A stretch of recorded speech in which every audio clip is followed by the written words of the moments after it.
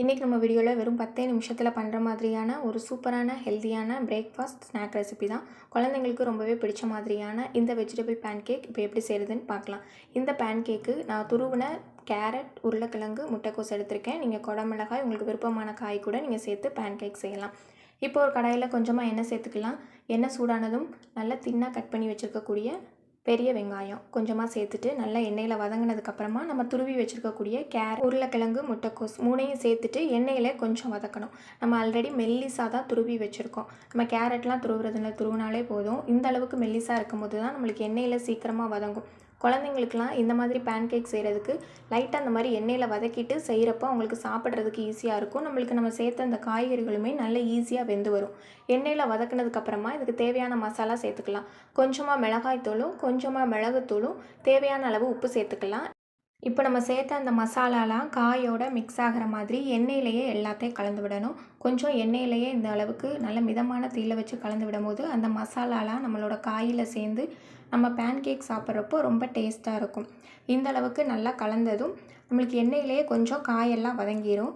ஒரு 2லேருந்து 3 ஸ்பூன் அளவுக்கு மட்டும் தண்ணி சேர்த்துட்டு ஒரு 2 நிமிஷம் நம்ம மூடி போட்டு இதை வேக வைக்கும் போது காய் நல்லா முழுமையாக நமக்கு வெந்துடும். அதுக்கப்புறம் நம்ம பேனில் போட்டு எடுக்கிறப்போ இது ரொம்ப கிறிஸ்பியாகவும் நம்மளுக்கு ரொம்ப நேரமும் ஆகாது. தண்ணி சேர்த்ததும் இந்த அளவுக்கு நல்லா மிக்ஸ் பண்ணிவிட்டு இதை மூடி போட்டுடலாம். ஒரு 2 நிமிஷம் இந்த மாதிரி மூடி போட்டு நம்ம கலந்து விட்டால் போதும். காய் நல்லா வெந்திருக்கும். இப்போ நம்ம திறந்து பார்க்கும்போது காயை எல்லாம் தண்ணி எல்லாம் இழுத்து கொஞ்சம் நல்லா அப்சர்வ் ஆனதும் ஒரு தடவை மிக்ஸ் பண்ணிவிட்டு இதை அப்படியே ஆற வச்சிடலாம்.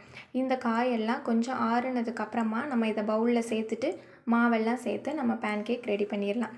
இது முழுமையாக ஆற வச்சிடலாம். இப்போ ஆறின இந்த காயெல்லாம் நம்ம பவுலில் சேர்த்துக்கலாம். இதுக்கு நான் இன்றைக்கி கடலை மாவு 1 கப்பும் ஒரு 1/4 கப் அளவுக்கு அரிசி மாவும் எடுத்திருக்கேன். நீங்கள் இந்த கடலை மாவுக்கு பதிலாக கோதுமை மாவும் இல்லைன்னா பொட்டுக்கடலை மாவு இந்த மாதிரி 2 மாவு சேர்த்து கூட நம்ம இந்த பேன்கேக் ரெடி பண்ணலாம்.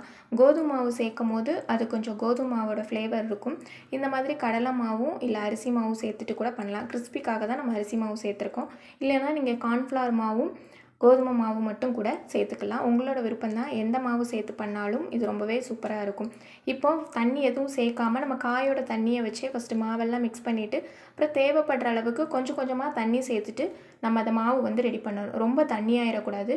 கொஞ்சம் இந்த அளவுக்கு கையில் உருட்டி நம்ம பேன்கேக் போடுற அளவுக்கு ரெடி பண்ணினா போதும். இப்போ ஒரு பேனில் கொஞ்சமாக எண்ணெய் சேர்த்துட்டு எண்ணெயை நல்லா முழுவதுமாக ஸ்ப்ரெட் பண்ணிவிட்டு ஒரு ஸ்பூன் வச்சு உங்களுக்கு பேன்கேக் எந்த சைஸ்க்கு வேணுமோ அந்த அளவுக்கு போட்டுக்கலாம். நான் மினி பேன்கேக் மாதிரி சின்ன சின்னதாக தான் ரெடி பண்ணுறேன்.